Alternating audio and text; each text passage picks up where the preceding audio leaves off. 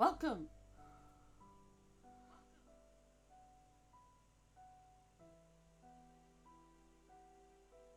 to the stream. This is the first ever collaboration I'm doing. I hope the sound is okay. We'll see how it goes. Sound is always a troublesome worry.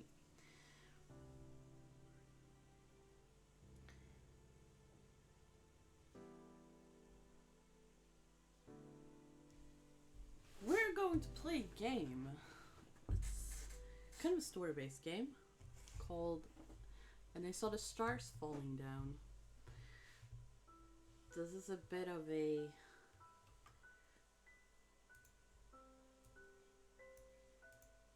there is a bit of a content warning on this one, because it will be containing sensitive topics, so make sure that you're okay with sensitive topics to be able to watch this. Now then,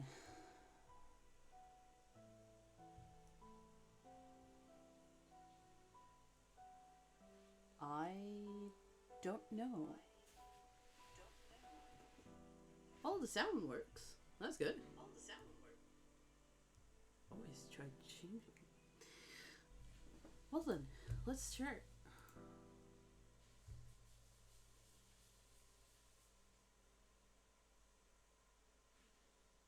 Children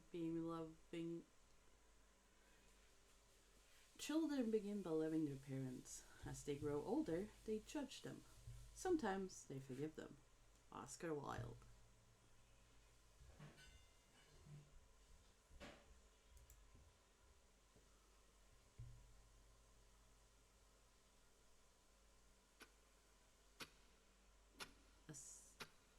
I have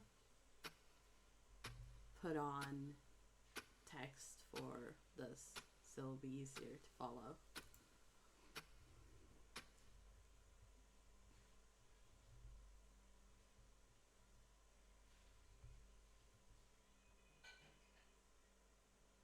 Huh? A woman found herself standing on a stage. Her eyes tried to adjust to the lights of the place. Confused, she wondered what was going on. What? She couldn't remember much. And for a moment, she looked around, trying to understand the situation. Until she looked at herself. What is this?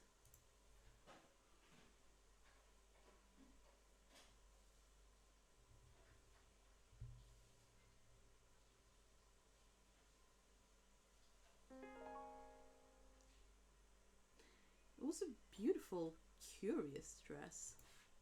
A pretty outfit with a hint of playfulness around it.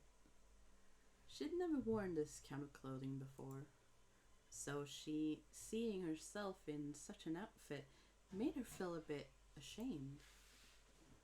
But there was something strange about this. Everything felt so strange.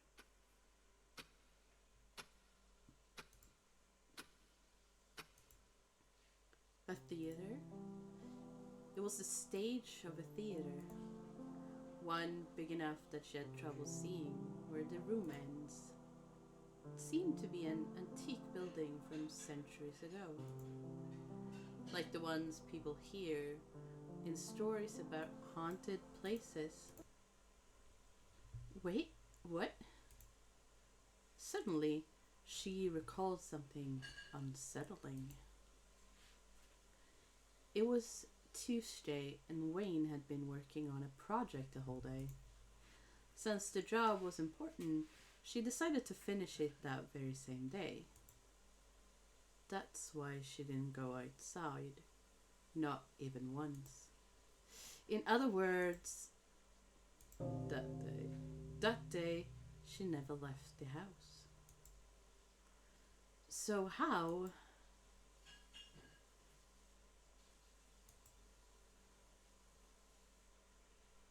theater? Huh?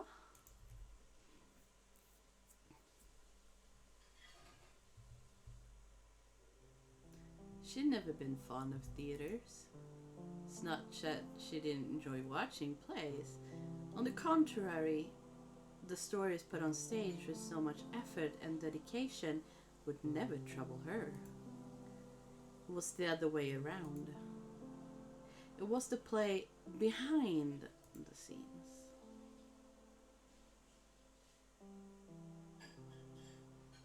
When you are a spectator, a mere curious visitor who enjoys the art, there's no problem at all.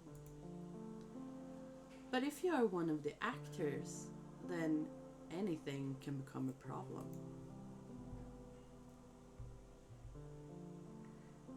How you look, how you pronounce, how you move. Everything you do, everything you don't do. Everything is seen and criticized by absolutely everyone. And knowing all that, as an actor, you have to act as if you are perfect. From the very beginning to the very end. But I ain't never been an actor. Never been interested in acting either. So why am I thinking about all this? Something was off. This wasn't about acting.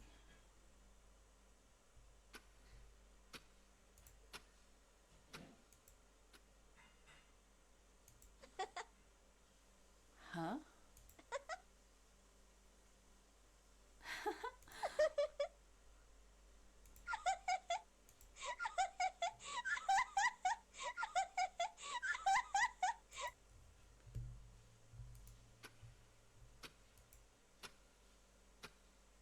I understand now.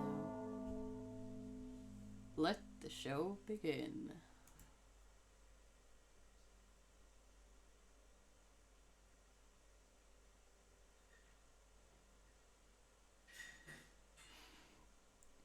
A woman appeared on the stage of a theater.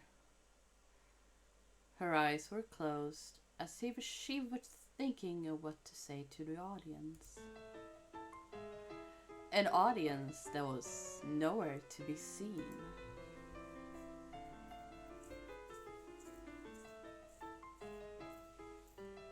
Welcome, dear audience.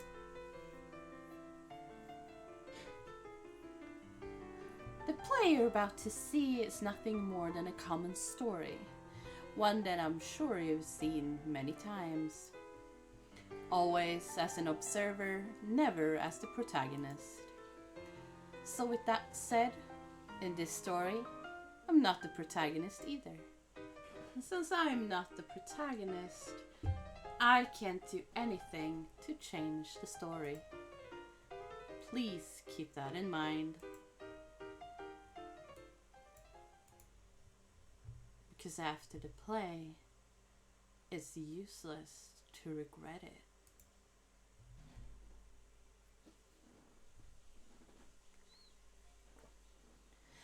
On a cloudy night, I met her.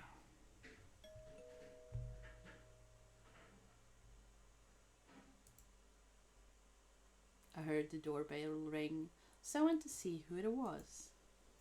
When the door opened,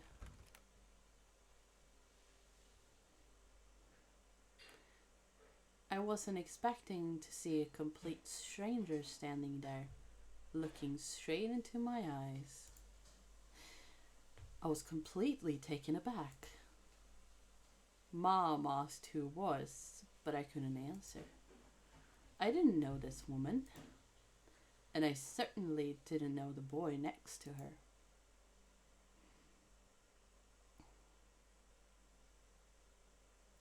Alba? Let's call her Alba.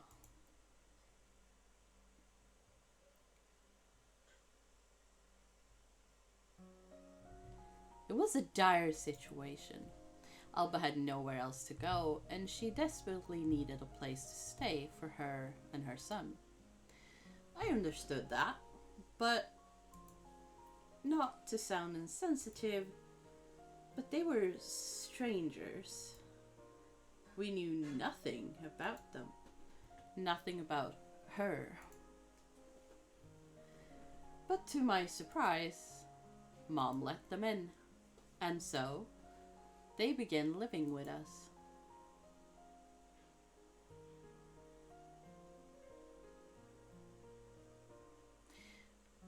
With that, Alba had found not only a place to live, but also someone who could look after her son while she tried to find a job. Speaking of her son, that boy was incredibly sweet to everyone. He was gentle and polite to elderly people, and was comfortable with kids younger than him. But it was also full of energy. Not surprising since children at his age want to explore and do everything by themselves. And Mom and Dad loved him like there was no tomorrow. Having a cheerful kid around the house really did make things more refreshing. At least in part.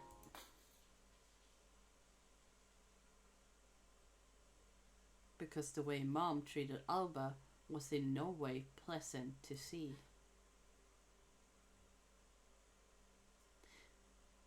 After 5 months of living with us, Mom and Dad still treated her like a stranger.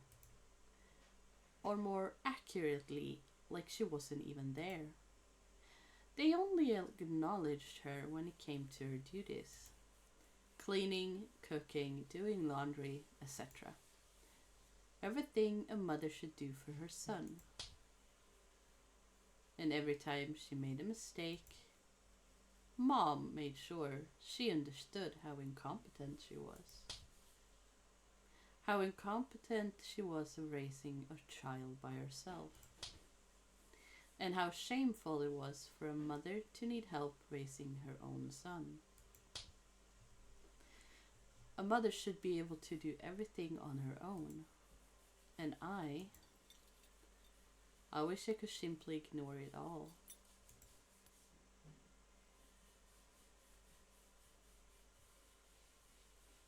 Alba told us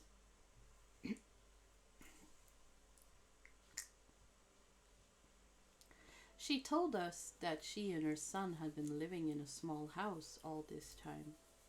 The first few years, when N was still a baby, were the most difficult. He wasn't the type of baby who cried a lot, but sometimes he would scream loudly when he wanted attention. The only help she received was from her father. It was him who gave her the house in the first place. And at the end of every month, he sent her money to cover some basic needs. That was more than enough to be grateful for during that time.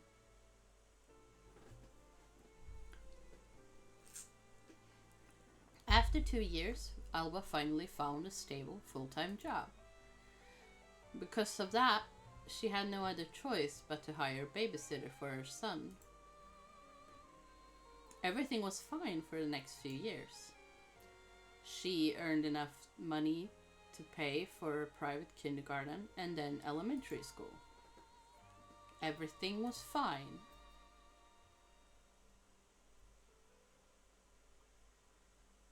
Until the company she worked for 5 years fired her, along with another 76 workers, without any previous notice. What's more, the compensation they all received wasn't nearly as much as they should have received after working there for years. There were massive protests outside the building. Some asked for their job back, others asked for proper compensation, but everyone demanded an explanation behind the mass firing. It was a scandal that attracted national attention, and since there were so many irregularities, Some were even preparing to sue the company. What did you choose?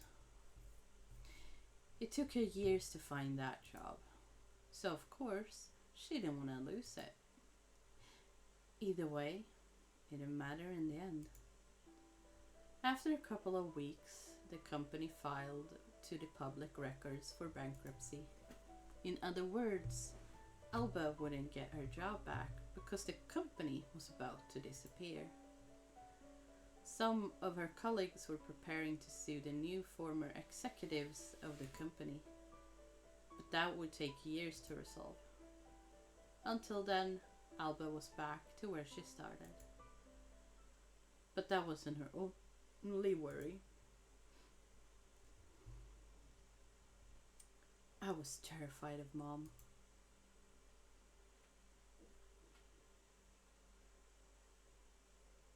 I'm still a bit terrified of her, to be honest. When I was a kid, she used to yell at me for every mistake I made, for every detail I couldn't understand right away.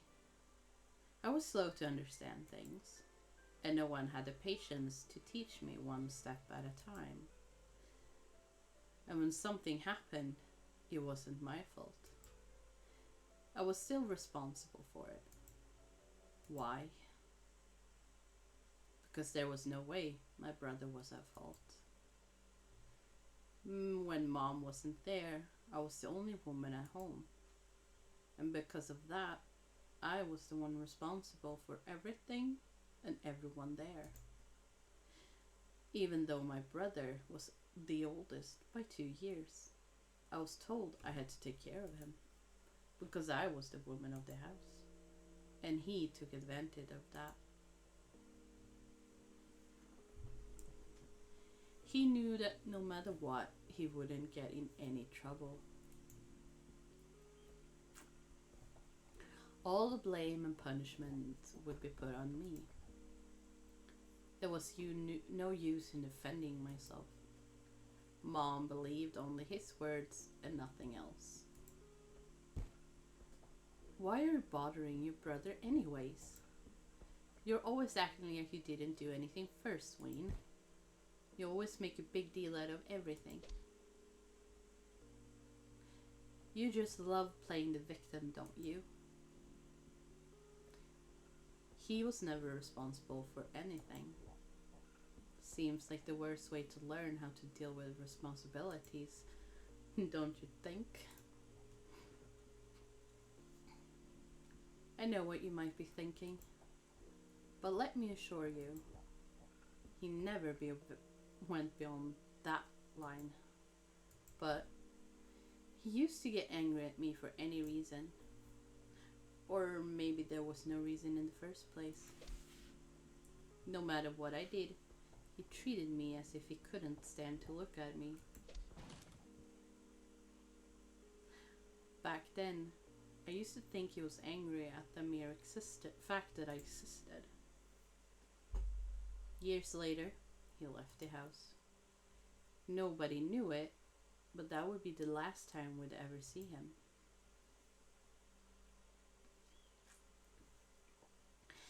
She was the same age as I.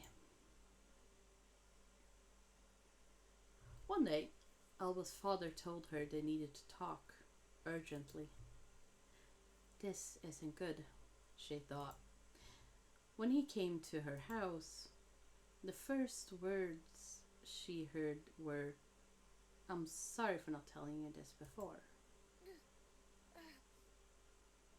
At first, it was just mild headaches. Nothing out of the ordinary. She said it would simply go away. A heads up, there will be blinking lights. But after a couple of weeks, the headaches became worse. Her arms and legs were beginning to hurt too. Another week passed, and she finally realized she needed help. And soon. She couldn't move by herself anymore.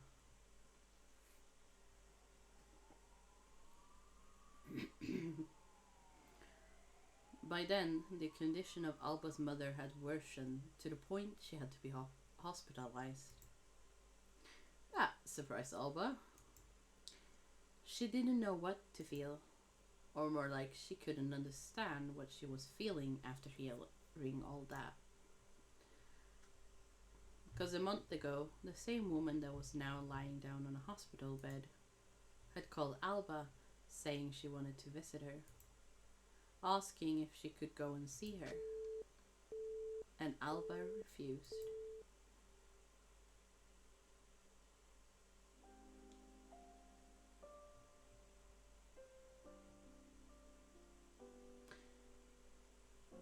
Months later, Alba realized the money she had saved all these years were running out. Soon, it wouldn't be enough to pay the bills. Her father couldn't help her anymore. The last time they talked, he said he had to mortgage their house to pay the hospital fees. The only way to earn some income, she thought, would be to rent or sell the house. But then, where would she and her son live?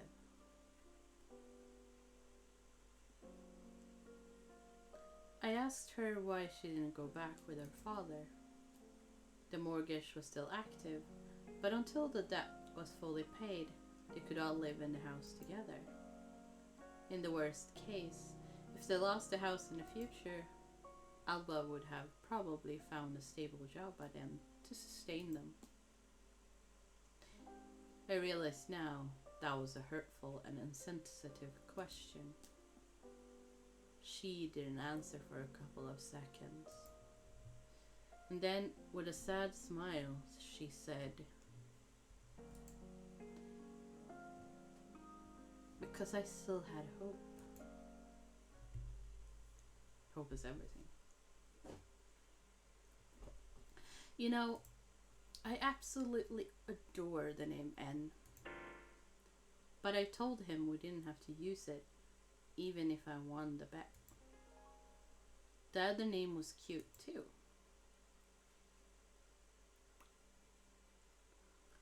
Before that day, she was a complete stranger to me.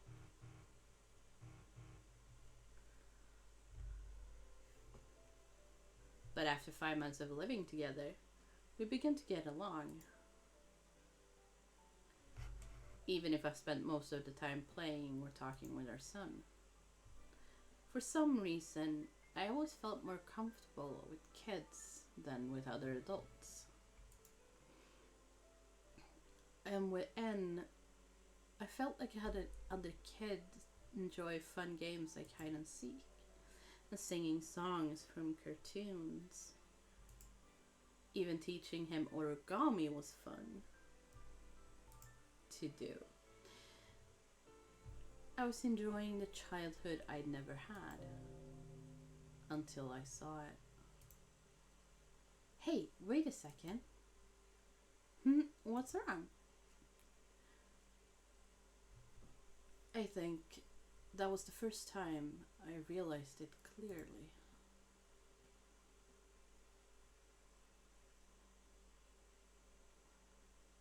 What's that on your leg? When you're a child asking for help, an adult should be there to support you. But there will be a time when you look around and realize there's no one else to ask for help. Only a child asking for your help.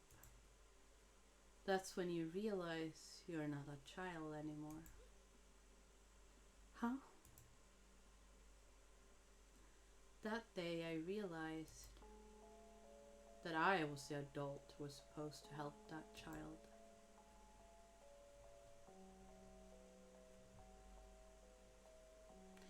Bruises.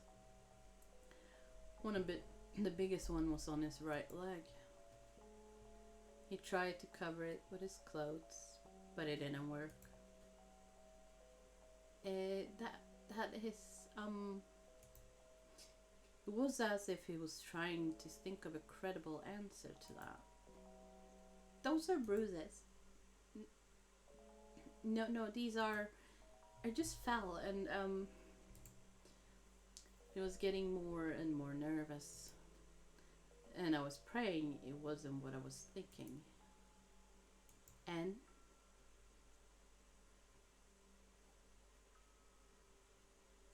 did someone do this to you?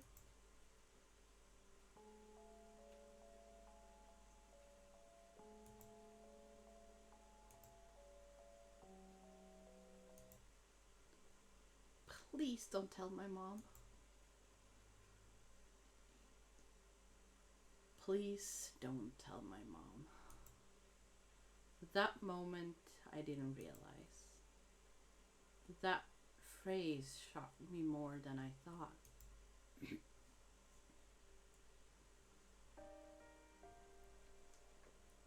Fortunately, Alba found a job again, and a month later, she found a decent place to live.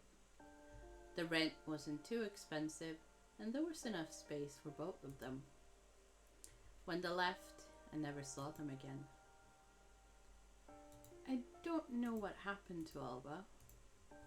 I don't know what happened to N. But I no longer saw Mom treat Alba badly in front of everyone. I no longer have to see N crying in my arms, asking me why his mother treated him like that. I no longer worry if N will appear with another bruise the next day. I no longer worry if N is growing up with fear in his heart like I did. I no longer worry if someone should do something about it. I'm finally at peace. The end.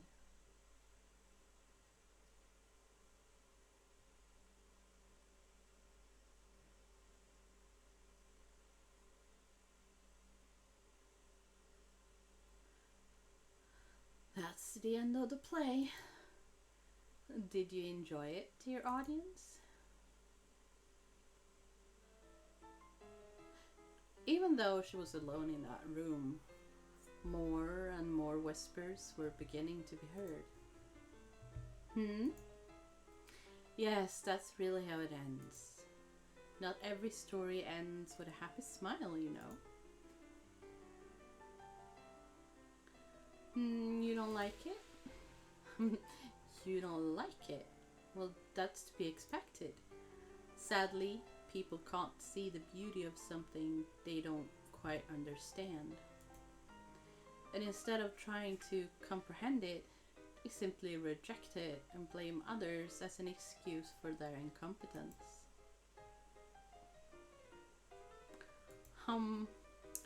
I shouldn't be ungrateful to my audience. Well, I hope you understand that critiques don't work only one way. You see, when you review a work and give it a critique, the author is also reviewing your comments, thinking about what kind of spectator you are. Meaning, just as you critique my work, I also review your words. Seems fair, don't you think?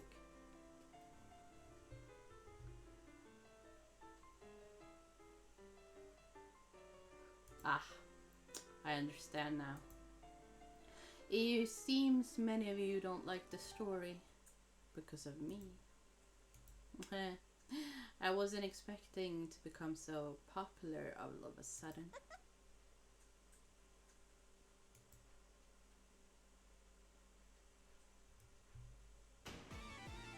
Then by all means, critique it until you're satisfied. Critique the story. Critique the story, critique the characters, critique the author. Critique every word, every letter of the story. Oh, maybe that wouldn't satisfy you enough. Maybe you'll write about it on your blog or something stupid like that. Now, it won't change anything, but you'll probably feel a lot better. As if you had accomplished justice by just venting your anger online. Do whatever you please, because nothing you do will change the story.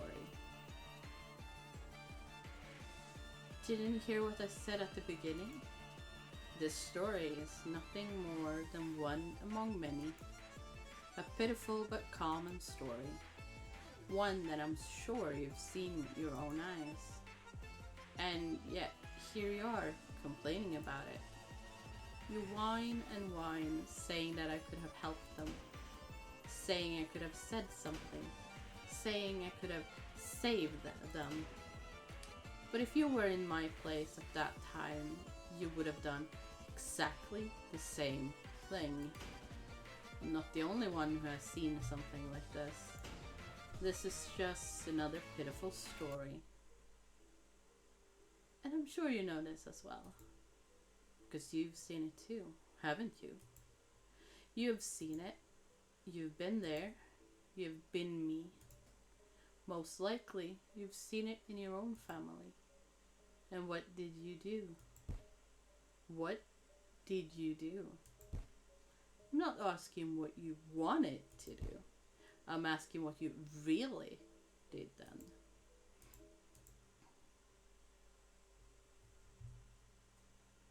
As I thought, nothing.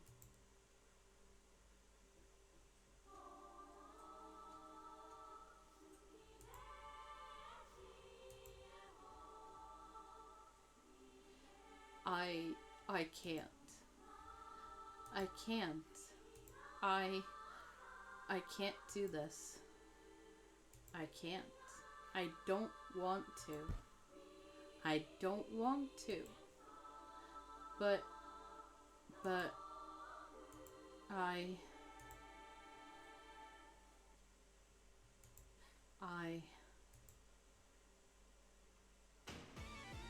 it seems we have a volunteer. How brave of you.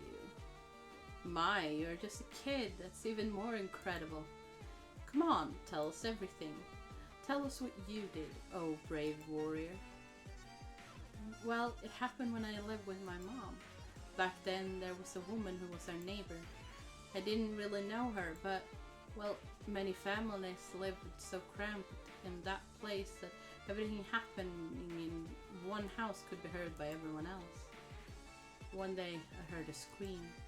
A fearful, frightening scream. It wasn't the first time I've heard fights coming from other houses, but this one was definitely the worst.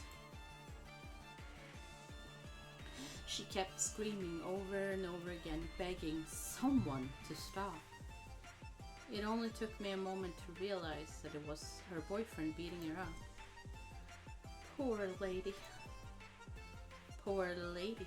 But fortunately for her, you were there. You went in and saved her, right? Well, come on, tell us what you did. We're all expecting you to prove me wrong. Well, I was frightened something horribly may happen to that woman, so I called the police.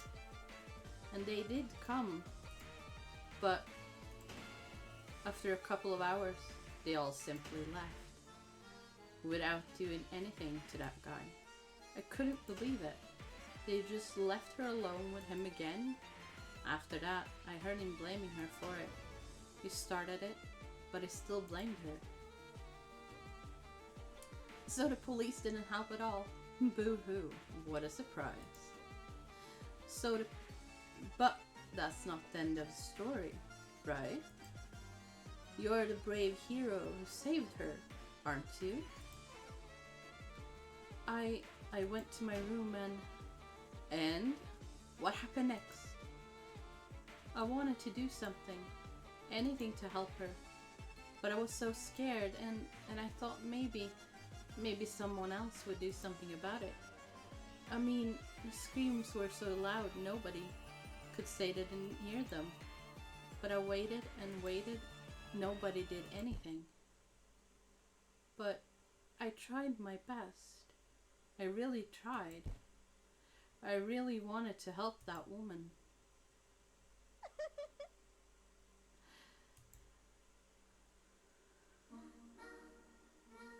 So I was right after all. That's it. That was your brave story. That was so disappointing. You just made yourself look stupid now. We were all expecting some heroic feat, and instead we just got a pathetic excuse for a so-called hero. Never called myself a hero. I never I did everything I could. Tried to help her. I really did. But I didn't know what else to do. Besides, if my mom found out what I did, she would have, in other words, better her than me. No, that's not what I said. I tried to, but the police didn't help at all. What was I supposed to do? And what if she protected him? I saw it on TV. There are women like that. You try to help them, but they only protect their abusive boyfriends. It only makes you look like the bad guy if you help them. But you didn't know that. You were just assuming that so you would feel better about not doing anything. And even if that were the case, does that mean you were doing it so she would recognize your help? I thought you did it because you wanted to help her, regardless of whether she appreciated it or not. Poor woman. You can't expect her to denounce the violence she's been suffering for years so easily.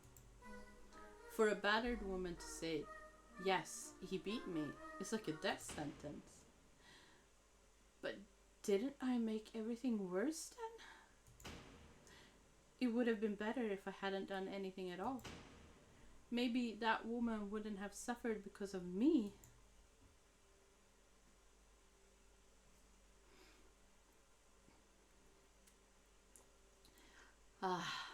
I understand. She was suffering before you called, and she suffered after you called, so nothing you could have done would have saved her. Is that correct? In other words, what you are saying is this. There was no hope for that woman. That woman could not be saved. I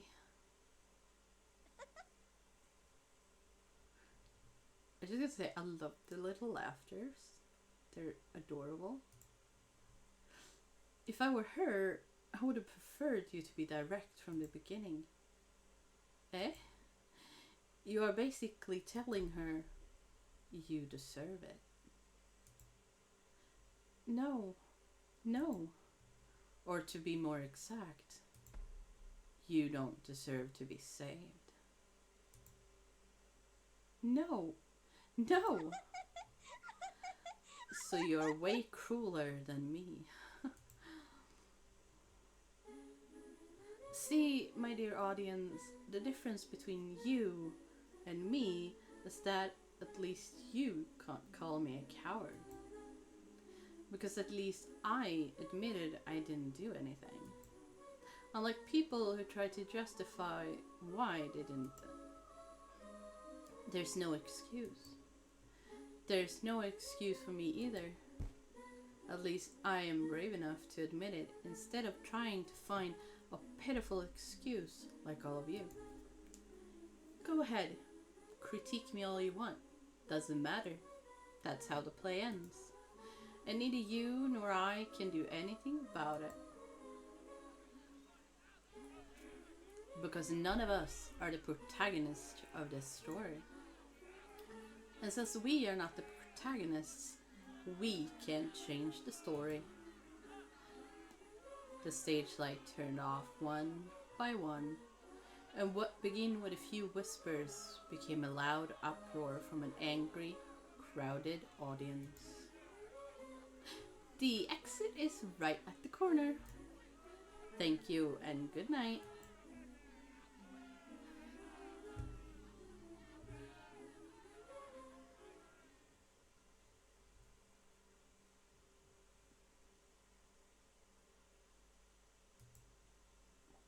Hey,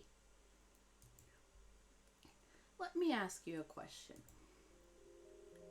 Would you rather live knowing 3 ugly truths or 1 beautiful lie? Just joking. You don't have to answer. Hey, let's change the question a little bit. Say, would you rather tell 3 ugly truths or 1 beautiful lie? Do you understand the consequences it will have on others' lives? Do you accept that responsibility? No, that's not it. What I really want to know is, until now, how many lies have you found? I hope you understand that there are some lies hidden throughout this story.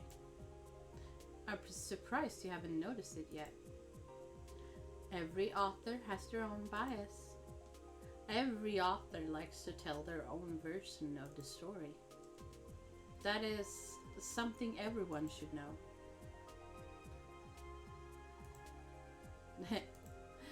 Don't worry, I'll help you. What kind of host would I be if I didn't? After all, as the protagonist, it's my duty to help the readers. So, here's my advice. Some lies are in such plain sight that you don't even need to look further. As for others, you need to look for them in the past. Because sometimes there's a cat in the box actually means there's a rat in the trap. One thing though, there are also hints in the past, but they aren't always easy to understand. So sometimes you have to figure it out yourself. I mean, where's the fun in telling you everything? I just like playing with you. You may want to read the story again. Or not. Your choice. I'm gonna go with continue on this one. Alright then. Maybe you do know all the answers already. Or you're just good at guessing. So, how many lies did you find? Okay, this is like a questionnaire. I don't think it's gonna be tough. I mean, we could go back and do this whole thing over again, but I'm gonna just go through it and do what I think is correct.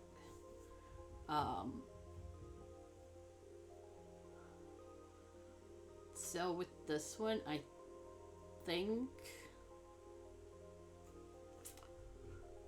Oh, I would like to say that there's like either 5 or he's lying, the character. I'm gonna go with you're lying. Let's make something clear. This is not a trick. The story won't end with I was the one lying this whole time. I hate such tricks. They're incredibly overused and unfair to the reader. So let me reassure you, the one asking this question is not lying. Which means there are lies in the story so far. You are allowed to cheat, so go back and try again. Fine then, let's go with this. It sure is a small number, don't you think? Come on, try again. Let's go with just everything's a lie. I get it. I understand where you're coming from. But we all need a firm ground upon which to build our ideas. Otherwise, we cannot move on. So, even though there are lies here, there's also a solid ground we cannot ignore. Don't worry, you can just try again. So we have to try until we get it correctly to go back, like to continue with the story. So let's just go with there are more than 10 lies. How many exactly? Oh god, let's go with 13. Oh, congratulations. This is the correct answer. Good job. So I get the first one incorrectly like 4 times, I think.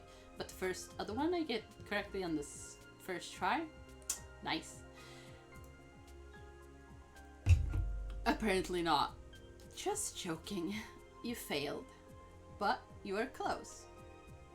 So if it's not 13, is it 16? Hey, even if I say this is the correct answer, you still have to name every single lie you found. Do you really want to name every single lie? One by one? Oh, should we do this? Can you do this? Is it... Let's go with yes. Really? Yes. Really? Yes! Alright. Since you're so confident, then tell me, what is the first lie in the story? Oh no, we have to do this? Let's go with strangers. Ha! It's okay. Everyone makes mistakes. Don't worry. Life goes on. Okay, so it wasn't strangers. From now on, the story will take another turn. And I can assure you, there are no more lies ahead. I like the sound of that. I'm the one making sure of that. Let's see if you can name every single lie before the story ends. It's a bet then. See ya. So, who am I? What are you talking about? You already know who I am. Nos vemos. Don't know what that means. So, sorry about that. A stranger?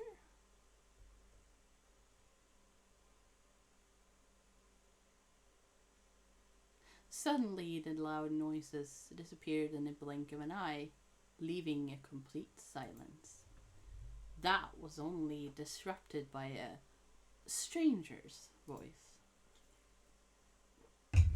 Huh? Before that, she was a complete stranger to me. We knew nothing about them, nothing about her.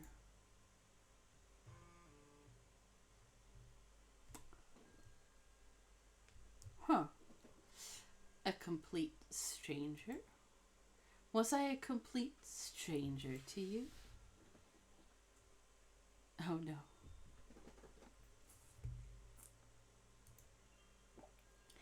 Tell me, was that the first time you saw me?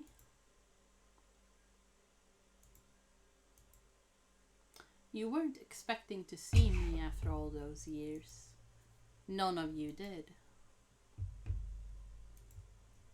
I imagine you were so surprised when I called your name there at your door. And since you're not saying anything, I'll do the talking for you. That wasn't the first time we met. At that time, I was still a child.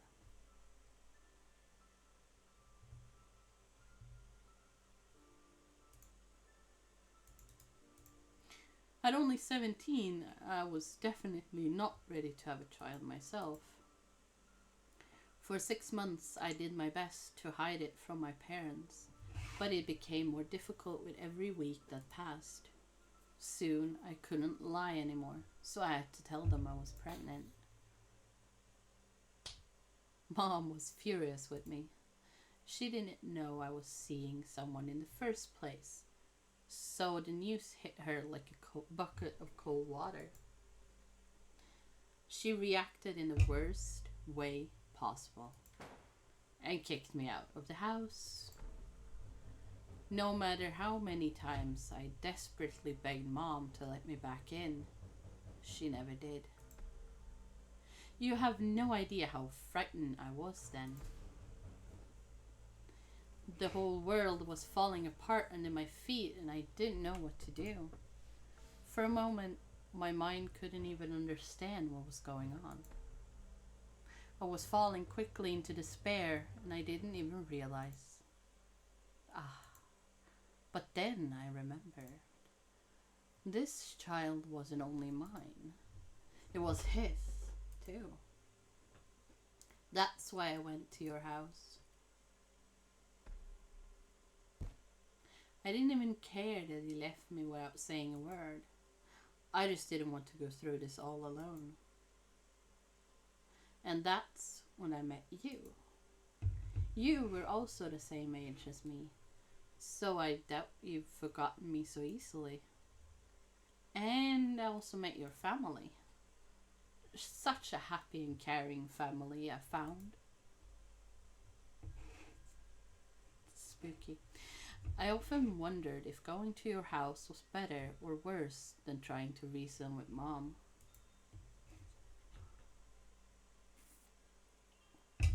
I guess it's true what they say. Better the devil you know than the devil you don't. When your mom treated me like I was nothing in front of you, even though I was pregnant, what did you do? What did you do? Don't tell me you don't remember, because I know you do. You were standing right in front of me and did absolutely nothing. You even avoided looking at me. I was suffering right in front of you, and you simply stood there doing nothing. As if I didn't need someone to reassure me that everything would be okay. No, you just stood there, pretending I didn't exist. Just like everyone else in your damn family. And somehow I am to blame here?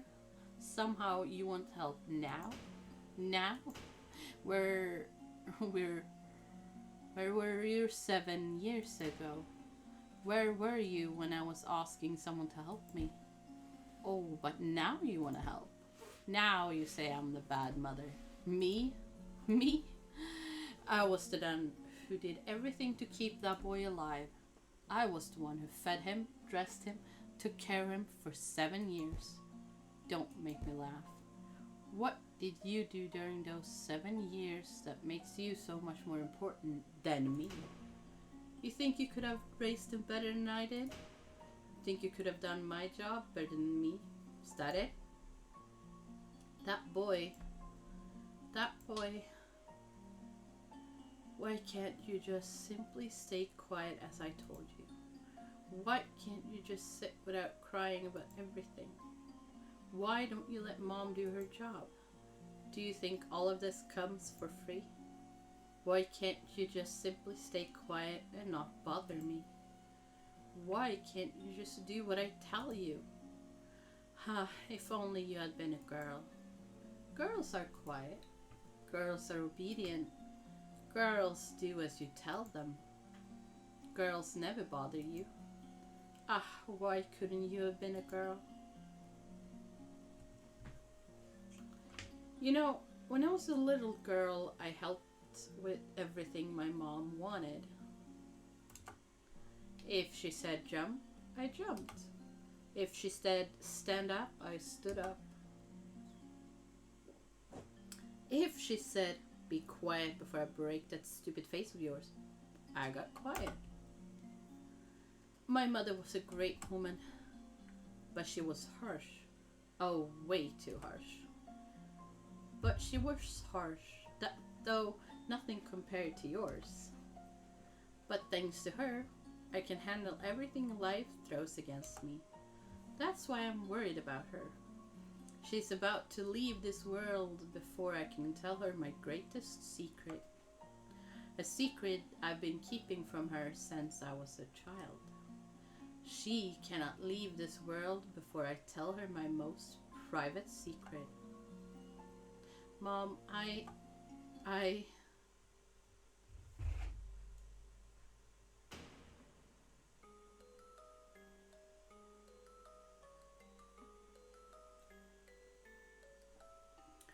hope you suffer the most in your next life, bitch. You see, I really didn't want to become a mother in the first place. When I found out I was pregnant, I wanted nothing else but to make it disappear. But when I thought about what he told me, I thought maybe it wasn't that bad. After all, I loved him and he loved me. He promised me he'd take care of me through the good and the bad. He promised I would build a new home together. How naive, how foolish, how pathetic.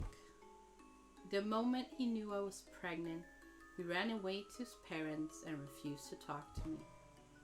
He wasn't prepared at all to leave his family and build a new one. He was still a kid who needed mom and dad around to take care of him. Oh, and your mother sure loved making him feel like the victim. Of course, her precious child would never, ever do something behind her back. It had to be me. I had to be lying. I had to be the one making everything up, because there's no way he could be lying to her. I don't know why your mother accepted me that day, but I really, really wish she would have just simply shut the door in my face. It was a never-ending nightmare. That's why I had no other choice. I had to run away from that hell.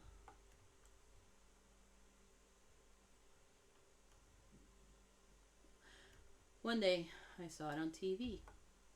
Even though it was long ago, I can still remember it vividly. Static noise. Love some static noise. It was a TV show. A man who lived in the crude world of violence.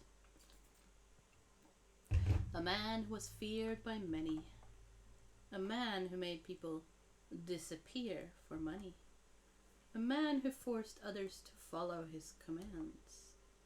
A man who was, in the truest sense of word, a bad guy. Returned home where his older mother waited for him with open arms and with a gentle smile. He hugged her with a truly happy smile. It wasn't an act. He was really glad his mother was there for him. At first, I was confused, not only by his sudden change of attitude, but his mother's reaction too. Maybe she didn't know about his job, but I was wrong. Not only did she know all about it, but she also worried about him every time he had work to do. She even gave him a blessing and said, "Take care, my dear."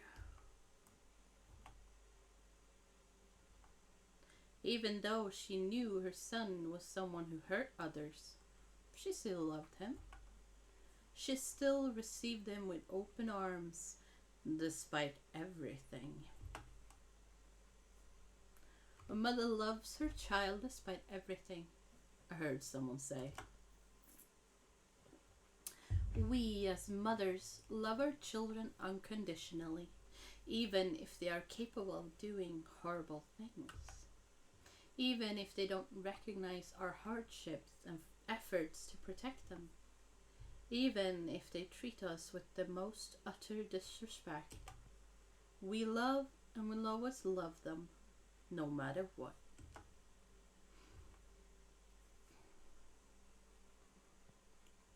I don't know about that one. After that, I couldn't get that scene out of my head. I couldn't get those words out of my mind. And I couldn't sleep.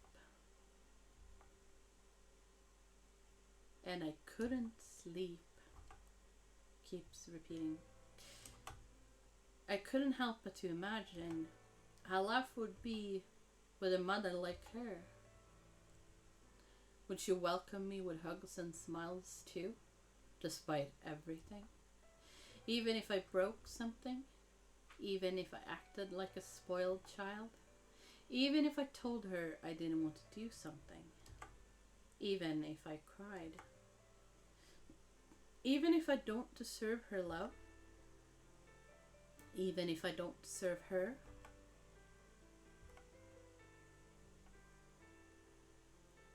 A mother loves her child despite everything. A mother loves her child despite their bad actions. Then could it be the other way around? A mother hates her child despite their good actions. I mean, true, probably. Wait, maybe the bad guy on TV, despite his cruel actions against others, maybe deep down he was actually a good person. Turn it around. Despite all the good things they can do for others, deep down, a good guy can actually be a cruel, horrible person. It's true though. And that means a horrible person can do good things. Yeah, true. Turn it around. A good person can do horrible things. But I thought, if someone does bad things, wouldn't that mean they can't be a good person? Turn it around. If someone does good things, then they can't be a bad person, right? I don't understand. I mean, if you always see someone as a good Samaritan, as a saint, you can't imagine them doing bad things. Turn it around.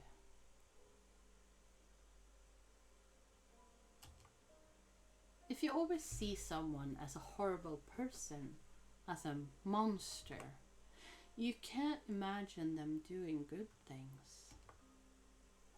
That's why when they do it, it's difficult to believe. It's difficult to understand. It's difficult to accept. Wait, does that mean someone can be a saint and still do horrible things? Turn it around. Someone can be a monster and still do good things. But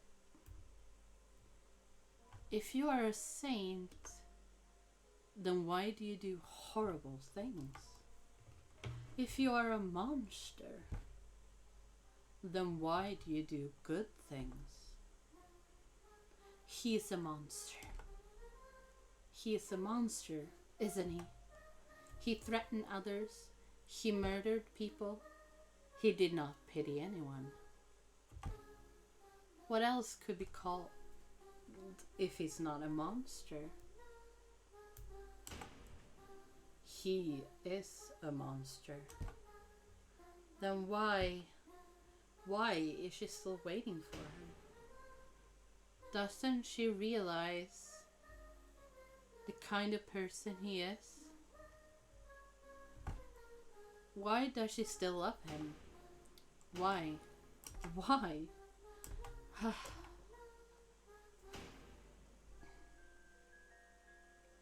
Ah, you both have picked my son against me.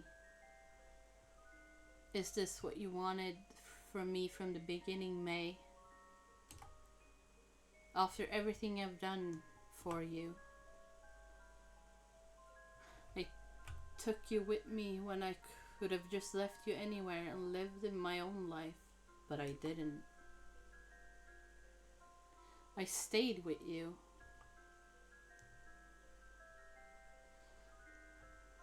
I raised you.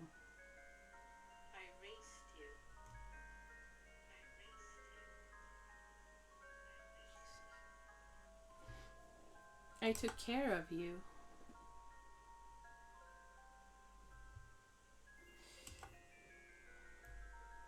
You should stay with your mother. Through the good and the bad. You should be here with me. Helping me, not them. What have they done for you these 7 years, eh? I was the only person with you, not them. Why are you doing this to me? Why are you not here with me? Do you hate me that much? Do you want me to die? Is that it? Don't tell him that. He doesn't want that. But don't you see? You're simply out of your mind. Calm down. You don't want me to be your mother? You want to live without a mother that much? Then fine, I don't care. Live without a mother then. Because from the very beginning, I didn't want to be one anyways.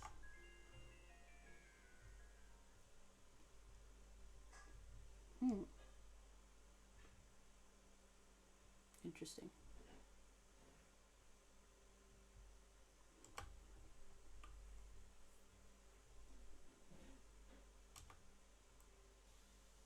Why would you love someone who is nothing but a monster?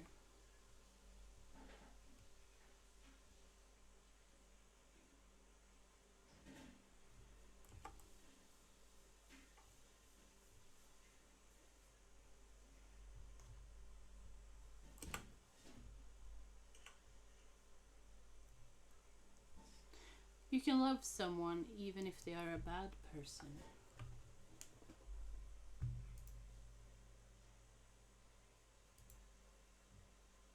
You can love someone even if they are a bad person. Turn it around. You can hate someone even if they are a good person. Wait. If that's true, then it doesn't matter at all. It doesn't matter if they're good or bad. It doesn't matter how many good or horrible things they've done. It doesn't matter if they are a saint or a monster. In the end, it doesn't depend on them. It never did. If you love them, if you hate them, it doesn't depend on them. It depends on you. A mother loved her son despite his bad actions, because she's not a monster. A mother hated her son despite his good actions, because she's not a saint. She's just like you and me. I mean, true. I'm not the protagonist, so I can't do anything to change the story. What? At least I'm brave enough to admit it. What are you talking about? Are you an idiot? Of course you are. Of course you are, you idiot. Stupid, pathetic, coward. Why are you even alive? Coward. Coward. You are always running away. I'm always running away. I'm always running away. I'm such an idiot.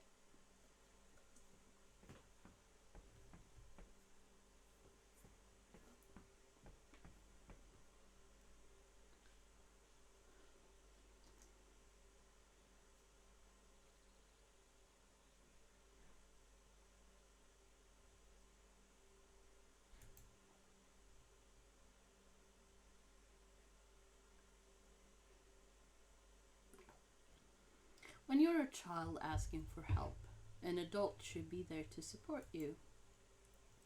But no one did when I needed it.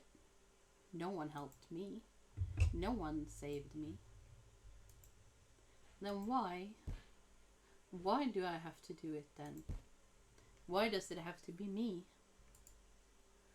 Why do I have to be the protagonist of this pitiful story? I'm not a hero. I'm not the superhero of an action comic. I don't have superpowers that will solve everything. I don't want to do this. There's no one else. There are 7,730 billion people in the world. There has to be someone willing to help him. No one did it for you. No one saved you. No one will do it for him.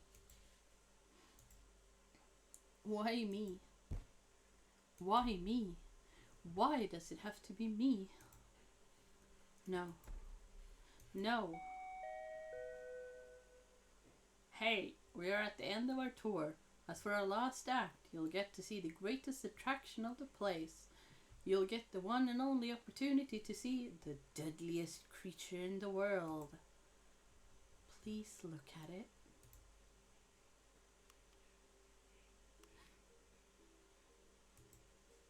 No.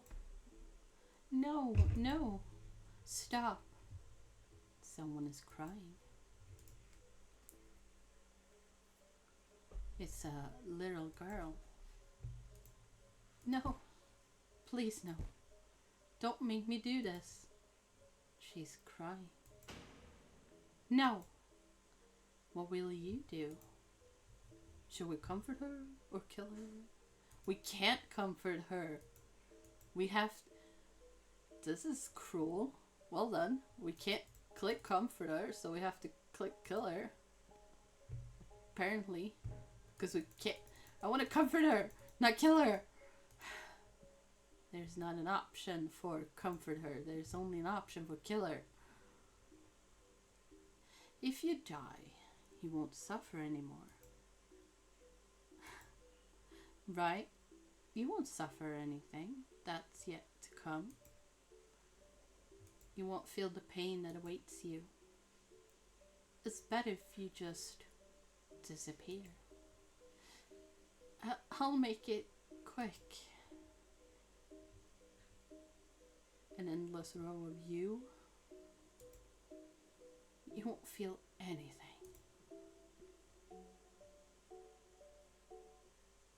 It's okay. Huh? It's okay. It's alright.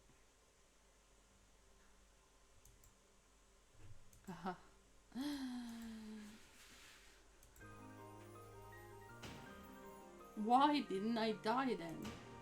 Why didn't I die? I should have died then. Why didn't I die? Again. Adults pride themselves on not acting like spoiled children, but when a child is in need, we simply stay silent and do nothing. Then what's the point of calling ourselves adults if we're still acting like scared little children? Kids, but... Since when did becoming an adult mean being a coward? Since when did becoming an adult mean being cruel to others? Since when did becoming an adult mean losing yourself to despair? I refuse to become another adult like that. Being an adult shouldn't be like this. But in the end, aren't I the same? Aren't I the same? I am a coward. I'm a coward just like everyone else. I don't want to do this. Can't handle this anymore. Can't handle this anymore. Ooh, a star. Why can't I just be someone nobody will remember? An extra that would disappear without anyone noticing? I don't want this. You never asked for this. I don't want this burden on me. Please, someone come and save us. I don't want him to suffer the same thing I did. How many times has this child suffered in front of me? Did he think it was normal? Did he think it was okay? Did he think it was his fault?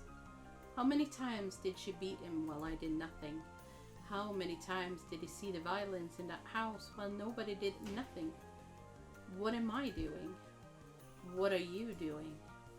This isn't my fault. This isn't my fault. I don't want to do this. I don't want to. Why? Why can't I help him? Why can't I see him? Why? Why? I can't help him. I can't. Stars are falling. I can't do it. I can't. Stop. The stars are falling. I can't take it anymore. I can't take it. Let it end. Let it end. Just end this. Just want this to end. The stars are falling. Just end my nightmare. Just end my suffering. End it now. The stars are falling. I can't help him. The stars are falling. I don't want to be the protagonist. The stars are falling. I don't want to be here. The stars are falling. I don't want to...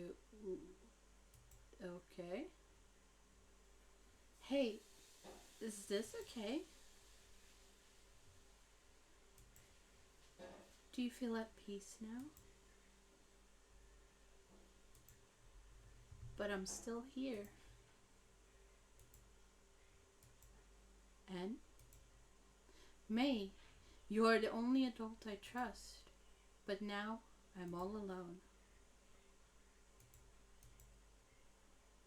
If you are gone, then should I go with you as well?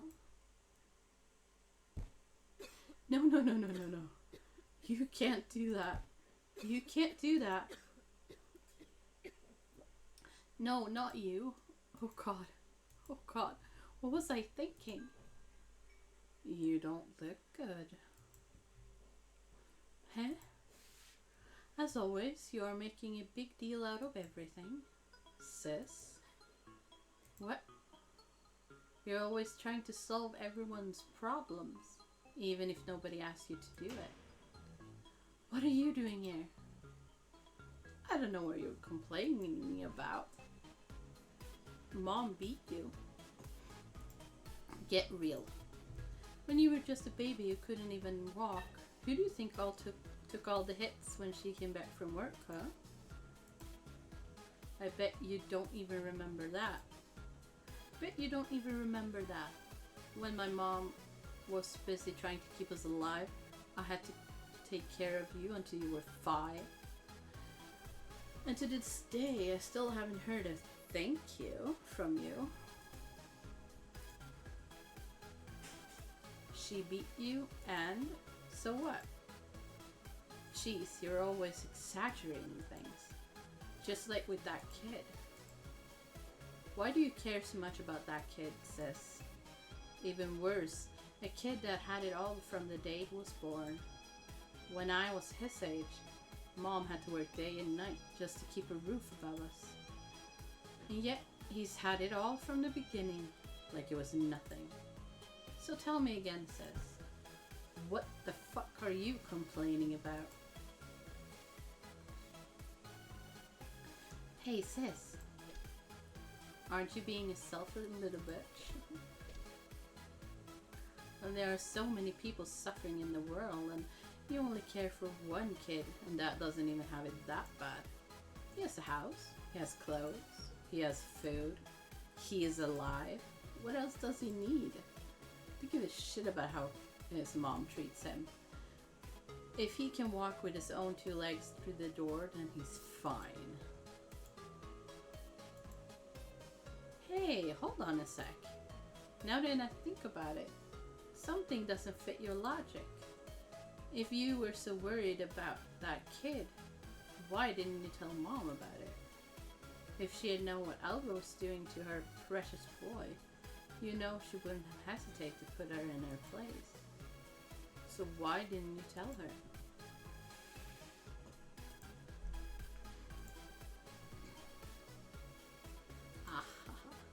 Could it be, were you protecting her?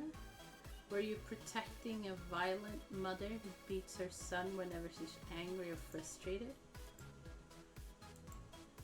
Then how can you go and call Mom abusive when you protected an abuser behind your back? You damn hypocrite. Sis, you know Mom could easily have taken N and kicked Alba out of the house, what she did years ago, right? But you see, Mom has a big heart, and even after what happened, she let her live here again. So tell me now, what kind of monster does that, huh? To be honest, when she ran away back then, I felt so relieved.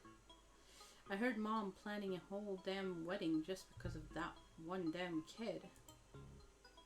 So when I found out she ran away, it felt like a blessing to me. That kid cried over and over again like a stupid broken record. How can a mother let a baby cry all that time? If you aren't going to take care of your own baby, why have it then? That damn bitch. Sorry about the swear words. You weren't here when Alba came back this time, so Mom does know where you are. Yeah, I never lost contact with her. Or maybe, like, she never lost contact with me. She's always keeping tabs on me, and I don't mind. Mom sends me money whenever I need it, so I'm good. Oh, what would I do without my dear, dear Mom? Anna's grown up so much since the last time I was here. You really don't want to see him? Are you dumb? Why would I want to meet that kid? Mom says it's her grandson, but I call bullshit. I'm not buying anything that Alba says. I bet she was cheating on me while we were together, but his lover left her pregnant. Now she's all, boo-hoo, I'm a single mother because I couldn't keep from opening my legs like a... That word I'm not gonna say though. But Mom loves that kid like a pet or something, so it sucks. What can I do about it? Why don't you women just pick a stupid dog off the streets and be happy with it? You're all so emotional, even Mom. Look, I have my own problems to deal with. If you want to make a big deal out of something that's not even your responsibility, then go ahead, I don't care. But don't drag me into stupid things like this.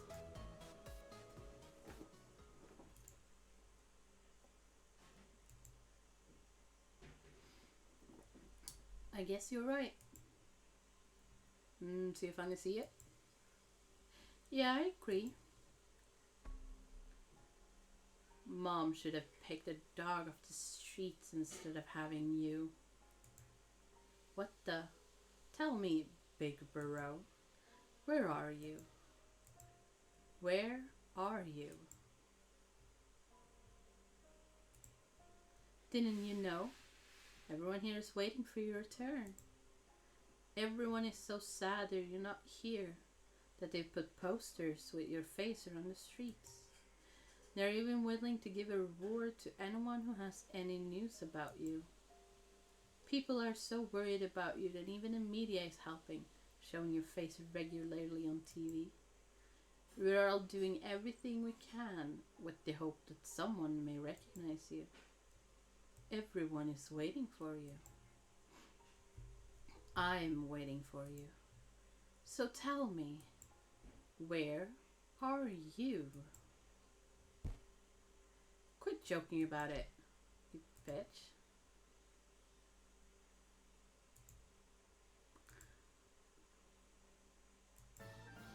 Alright, let's be honest then, big bro. Where are you? It's such a simple question, yet you refuse to answer it. You know damn well why. Yeah, I know it well. But until the last minute, I truly wanted to believe it wasn't true. No, that's not it. It wasn't for you. It was for myself. I didn't want to believe it, because that would mean I was also to blame for it. If I had spoken up about what you did to me all those years, I stayed quiet because I was scared to speak up, and because of what I'll carry this cross on my back for the rest of my life.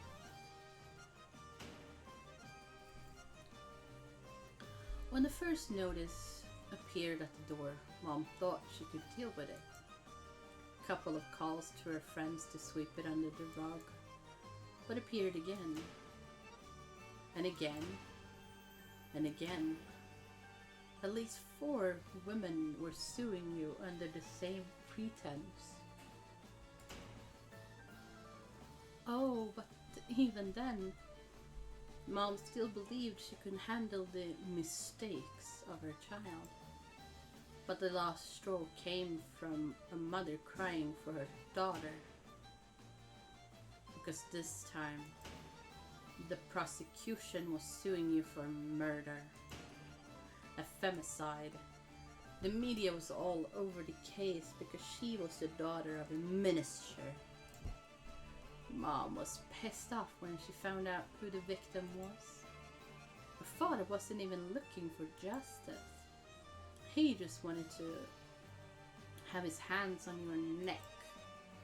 The only reason you're alive is that Mom's been buying you time. But for how long? You are her nightmare now. The only person that truly cared about you can't do anything without everyone watching her every move. It's only a matter of time before the police finds out she's been sending you money. How can you believe all this nonsense when there's not a single bit of proof? There is one. Me. What? How could I not believe you beat them whenever you got angry if you did the same to me? Do you even need to show my... Do you even need me to show my scars? How could I not believe you could murder someone when I had felt the same terror myself? There were times I truly believed you wanted to kill me.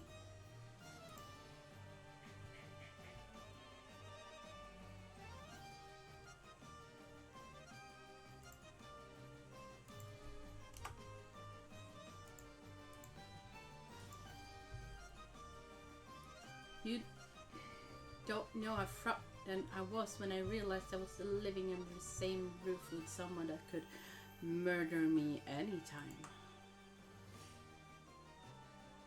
When I see the news on TV that you were the prime suspect of the murder and I saw who the victim was, the only thing I could think was,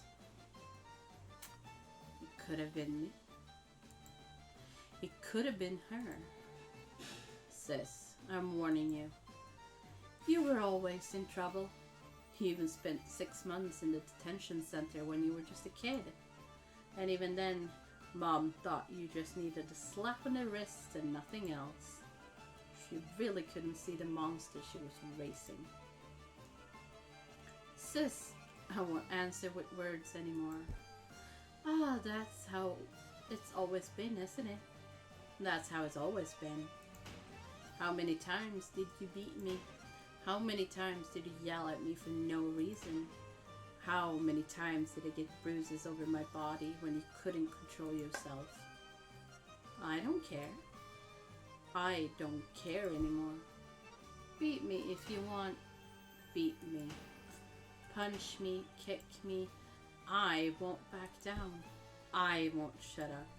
I won't be quiet anymore.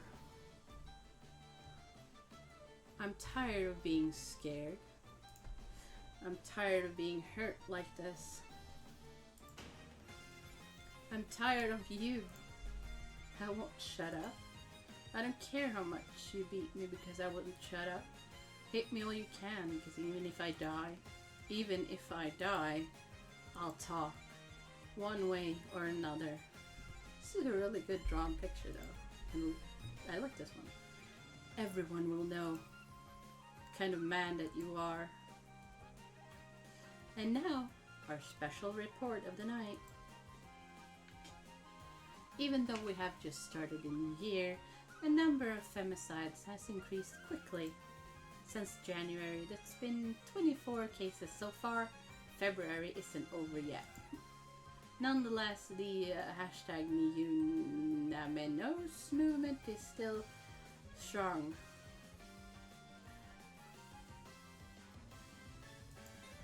The movement has encouraged women to denounce the violence they've been suffering for years or the abuse that happened many years ago. The case that has been brought a lot of attention is the case of Mayra Quarry, the daughter of the Minister of Justice. Sorry for butchering the name. If you have any information regarding this man, please call the police immediately. He is the main suspect of the femicide of butchering the word again, Mayra Quarry, and has yet to be found. After the tragic event, it was revealed that he has been sued by 4 other women for physical and psychological violence, but they were later dismissed without any prior investigation.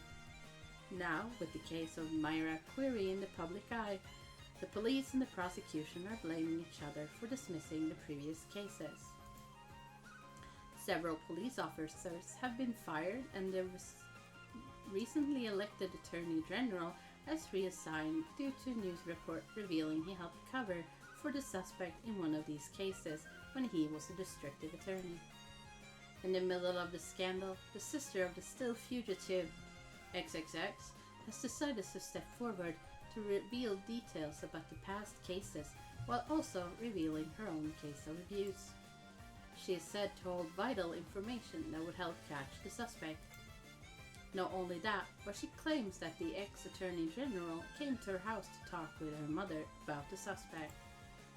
She is also filing a lawsuit against her brother for personal injury, physical and psychological violence, and worst of all, attempted femicide.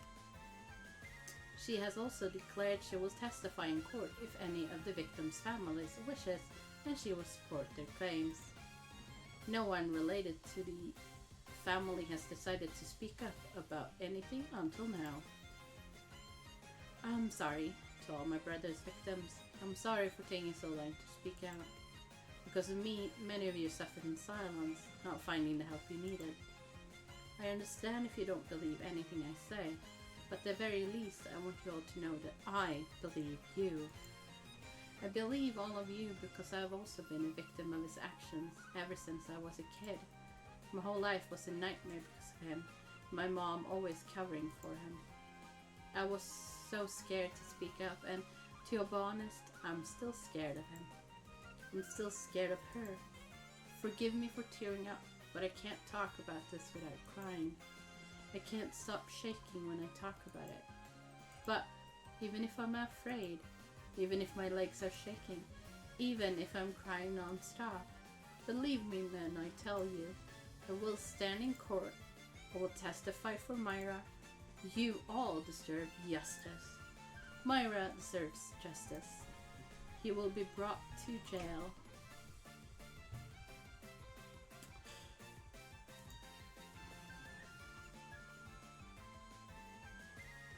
It hurts me to know that we will never have a brother-sister relationship, but I just wanted to tell you, thank you. We will never see each other again.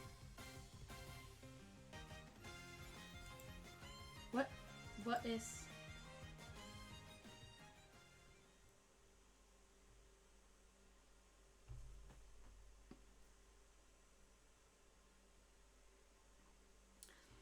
Before I begin, there's something you need to know. I love the clock ticking.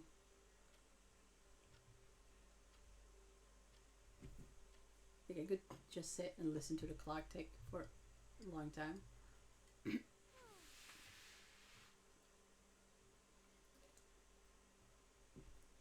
Otherwise, you won't understand why things got out of control that day.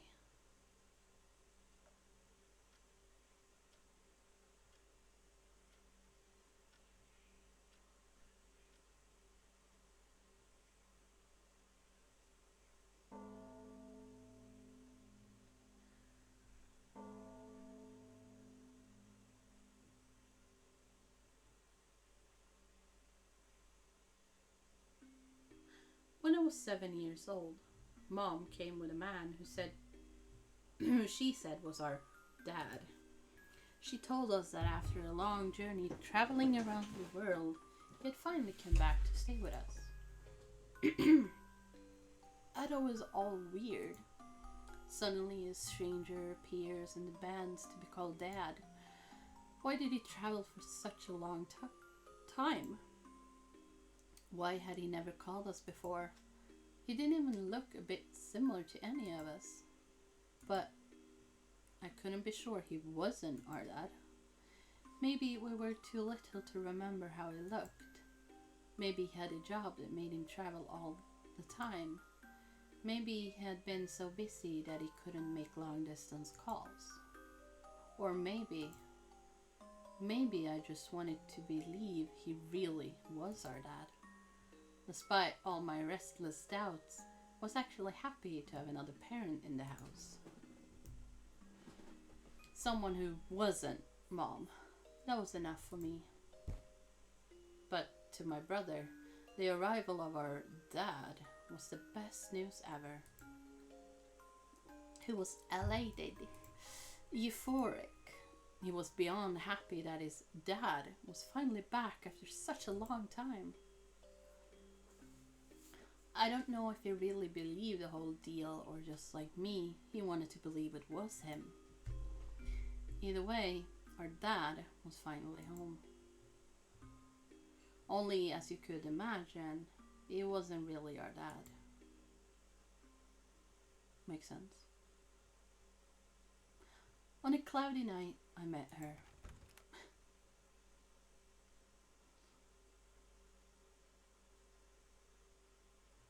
I was completely taken aback. She was standing there, looking straight into my eyes, her gaze piercing through my soul. And when Mom saw her, I thought Mom would throw her out without even hesitating. It was the woman who tried to ruin her son, after all. But after one long minute, Mom did exactly the opposite of what she would usually do. She said, "Yes, come in. I'll help you." Oh, scary.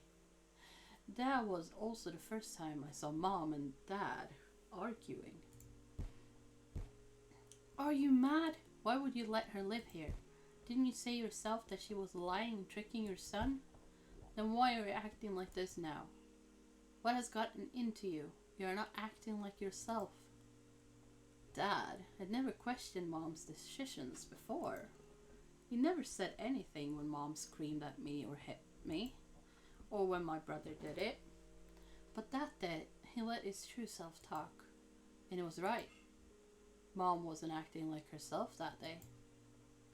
When I think about it now, I believe she wanted an heir. An heir.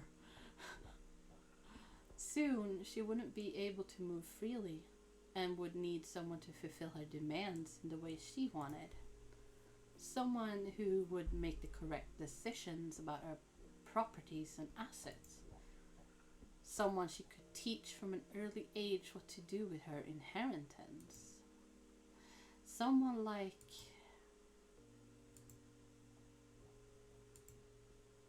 In any case, it was obvious she didn't trust any of us, neither me nor my brother, to satisfy that request. Or maybe, just maybe, even if it was for a brief second, she felt compassion towards someone who has gone through the same experience as her. Dad was furious. My brother was also surprised and confused by her decision. Needless to say, Mom surprised everyone in the family that day. "And what about the baby? Who's going to take care of it? Do you even think about that? I'm done with that. You hear me? I'm done with taking care of someone else's child. I'm not going through that again." Oops. Cat's out of the bag. Again? I already have enough with those two. Now you want me to take care of another? No, I'm not going through that ever again. What? do you mean by that, Dad? Dun dun dun. That was such a good thing. Like the sound effect with the... Yeah. Hold on.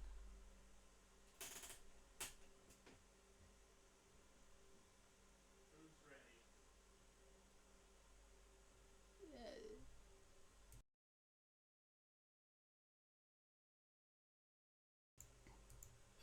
Hold on. What did you just say?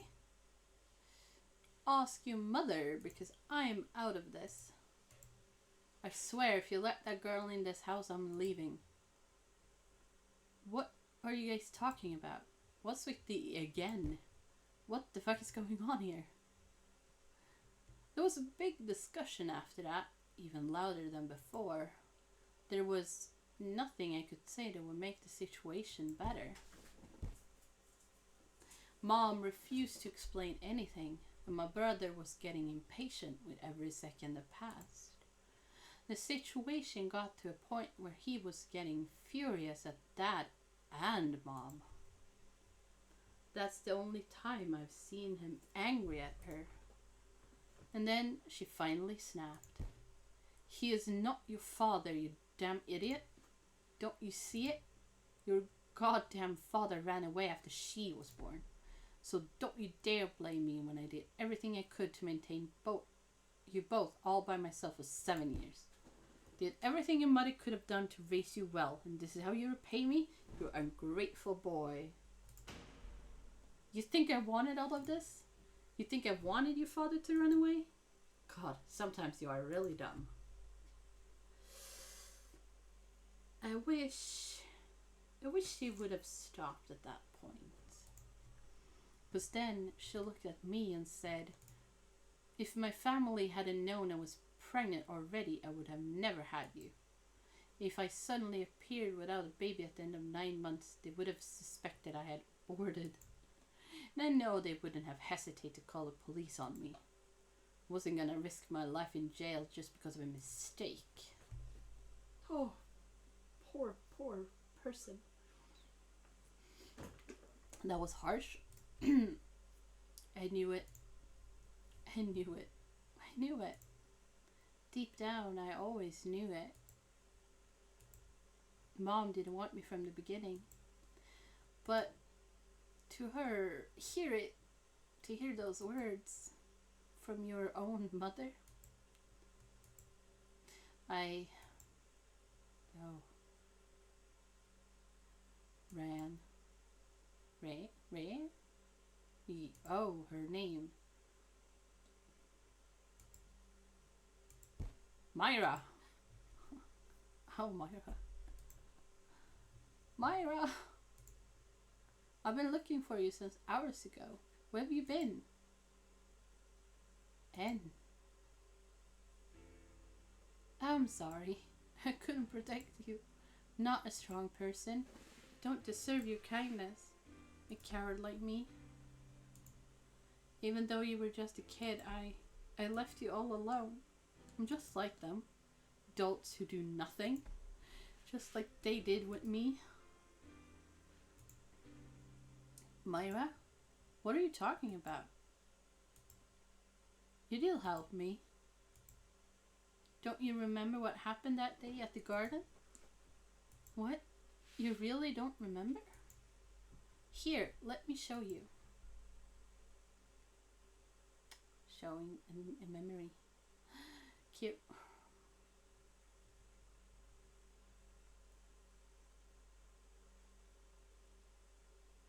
Please don't tell my mother.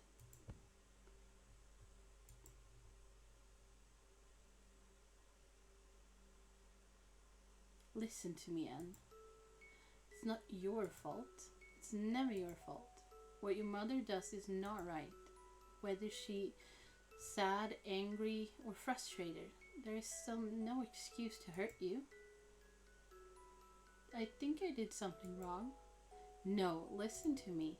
Beating you so hard leaves bruises on your body is not right. Beating you whenever she's angry is not right. Beating you whenever she likes it is not right. She's not teaching you a lesson. She's just venting at you. It's not your fault. It's never your fault.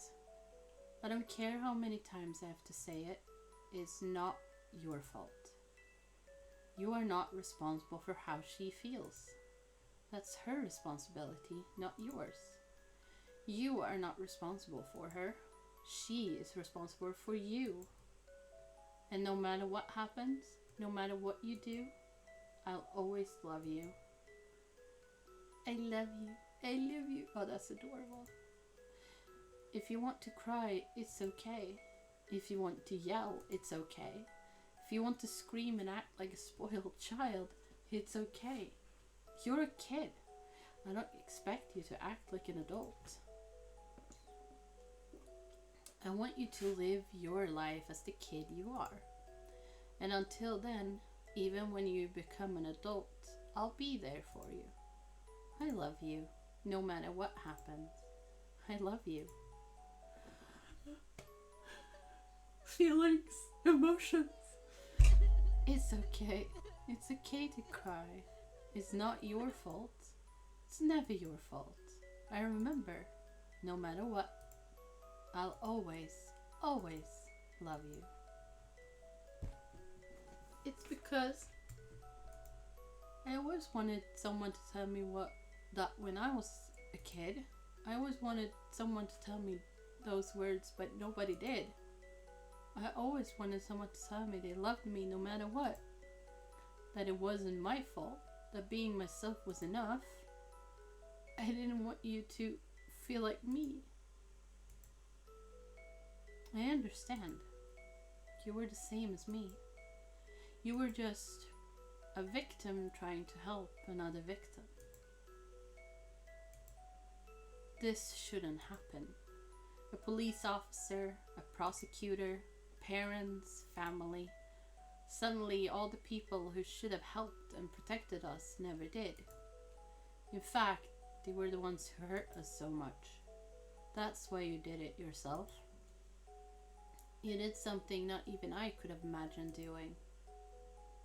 I don't think I could have done what you did. You don't have to. You're just a child. You don't have to do it. I'm not a child anymore. Whether I like it or not, I'm an adult now. But I don't want to be like the adults who never helped me when I needed it. That's why at least I wanted to tell you the words I always wanted someone to tell me. I know. Don't cry, Myra. Emotions. And do you forgive me? I'll understand if you never do. Just want you to know that even if you don't, I'll always, always be your family. I'll always be your aunt. Even if I get mad at you, I'll never stop being your aunt, okay? Okay. I feel a bit embarrassed now. And I honestly don't feel like you did something wrong. I mean, you were just trying to help me the best you could. Besides, thanks to you, I can make an origami swan now. Oh God. May, you are the only adult I trust. I didn't know that we're fun adults you could play games with and watch cartoons too. If you hadn't been in that house, it would have been really boring and lonely, so thanks. Oh, and my grandpa too. He's another cool adult. I never see him that much, but trust me, he's really nice. And now that we are moving in with him, it'll be a lot of fun.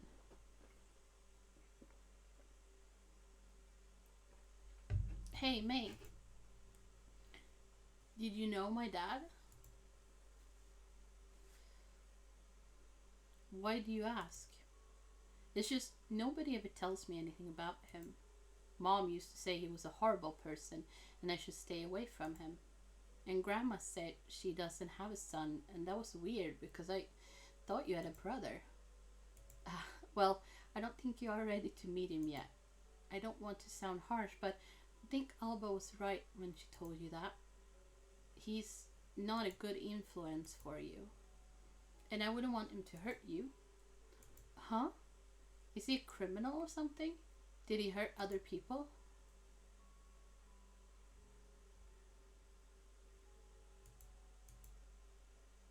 Oh, okay. I'm scared to ask what he did now. It's better if I don't tell you now. When you grow up, I'll tell you everything. I promise. You will?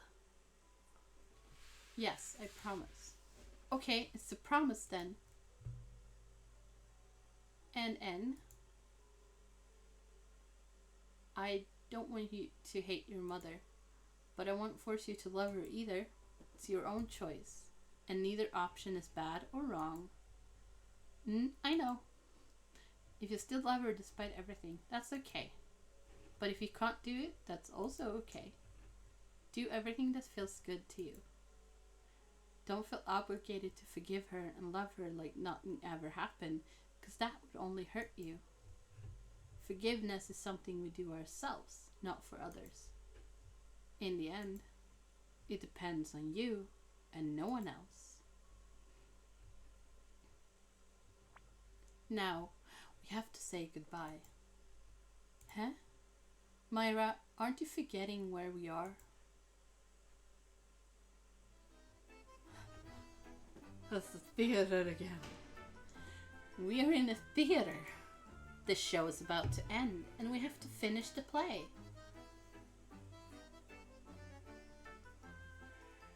The show must go on. Ha, that's right, I forgot about that. The end.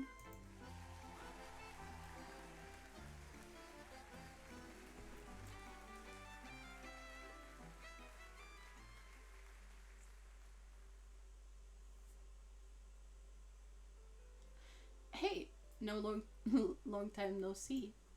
So, did you find them all? All 16 lies?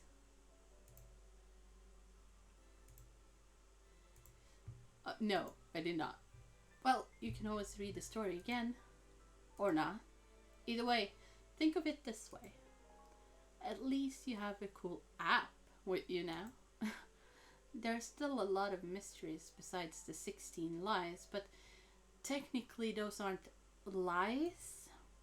If I tell you I have an apple, you can say that's a lie or truth based on what you see and believe. You can say it's actually an orange. You can say it's actually 2 apples. You can say I actually hold no apples in my hand. You can even say that it's not a fruit, but the logo is a certain company. You'll figure it out with the information you have at hand. It's the same here. You'll figure it out with the clues we'll leave behind. Otherwise, it wouldn't be a mystery game. But if I suddenly said, the lie is here, is what that when I said apple, was thinking of the planet Apple I imagined just a minute ago. You would feel cheated, wouldn't you? Let's say the lies here are a fair game between you and me. Because, to be honest, there's no way you can know if they are true or not without a hint outside the story. There's only one person who can. And believe it or not, I'm cheering for her.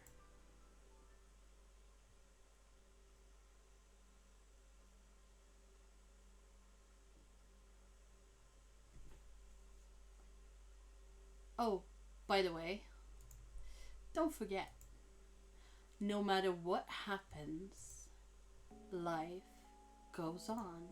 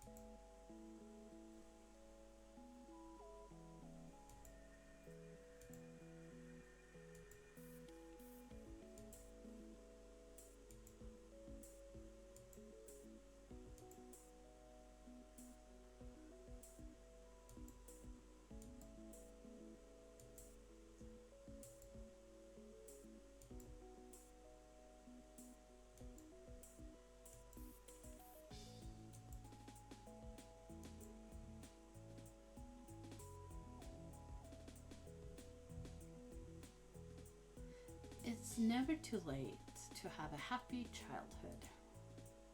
Richard Bandler. Thank you.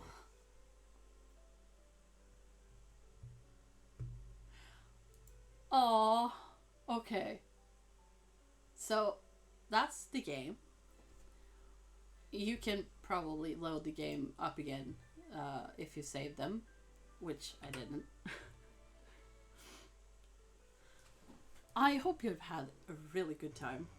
I did. The last 10 minutes of the game really hit me. Emotional roller coaster there. Almost cried at the end.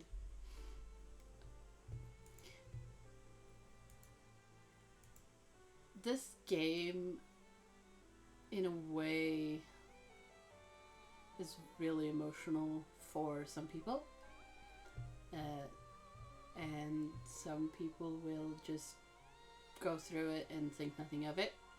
But I think it can be a really good opportunity just to actually pause occasionally and just go away and think for a second.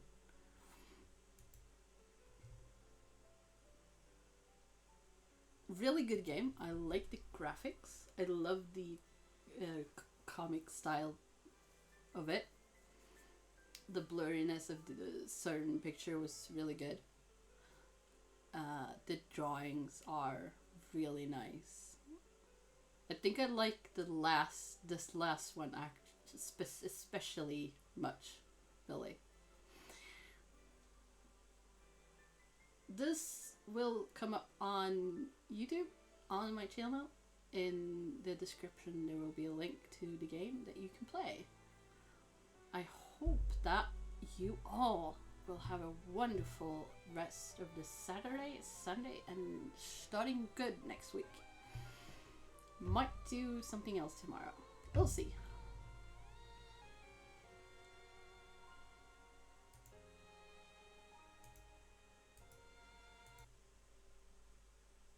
Good night.